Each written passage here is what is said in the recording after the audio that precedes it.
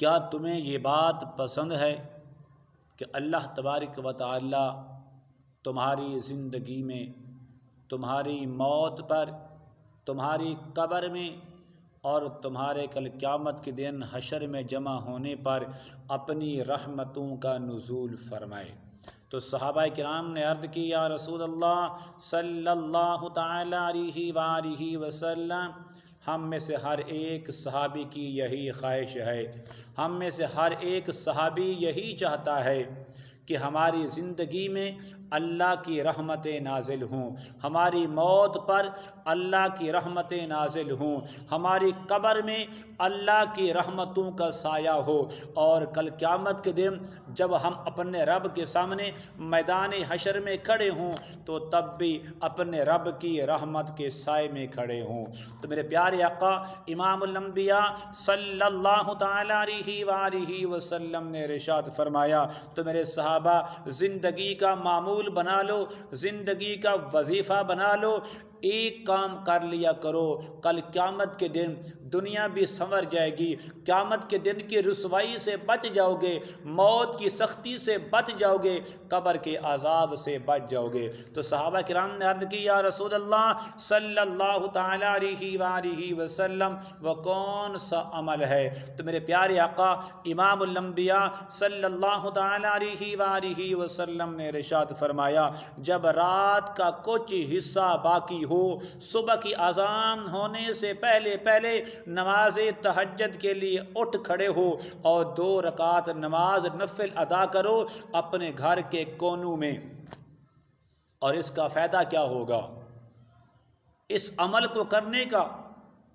فائدہ کیا ہوگا؟ تو میرے پیارے آقا امام الانبیاء صلی اللہ تعالی علیہ وآلہ وسلم نے ارشاد فرمایا، میرے صحابہ، جس گھر کے کونوں میں تم نماز تہجد کے نفل ادا کرو گے،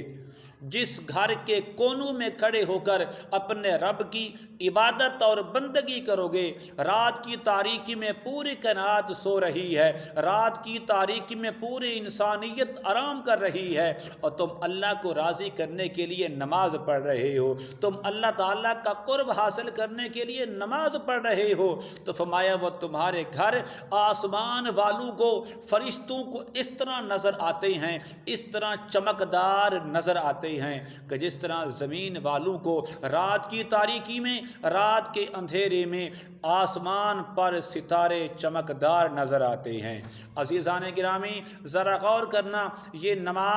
نماز نفل ہے، تہجد کی نماز اس امت پر فرض نہیں ہے۔ جب نفل کی نماز ادا کرنے کا اتنا بڑا مقام ہے کہ میرے اور آپ کے گھروں کو روشن اور منور کر دیتی ہے، تو ذرا غور کرنا، نماز فجر ادا کرنے والا، نماز ظہر، عصر، مغرب، عشاء اور نماز جمعہ کی پابندی کرنے والا انسان کا دل کتنا روشن اور منور ہوگا، اس کی شان کتنی بلند ہوگی، اس کا درجہ کتنا بلند ہوگا۔ جب نماز نفل کا اتنا بڑا مقام ہے تو جو ہم پر فرض نہیں ہے، جو بندہ 5 وقت نماز کی پابندی کرنے والا ہے، جو وقت پر پابندی کر کے نماز کو ادا کرنے والا ہے، تو یاد رکھیے اس کا دل کتنا روشن اور منور ہوگا، اس کی شان کل قیامت کے دن کتنی بلند ہوگی۔ تو یہ شان ہے نماز کی اور یہ عظمت ہے نماز کی۔ اللہ تبارک و تعالی اپنے پیارے محبوب علیہ الصلاۃ والتسلیم کے صدقے ہمیں نماز پنجگانہ کے ساتھ ساتھ نماز تہجد کے 2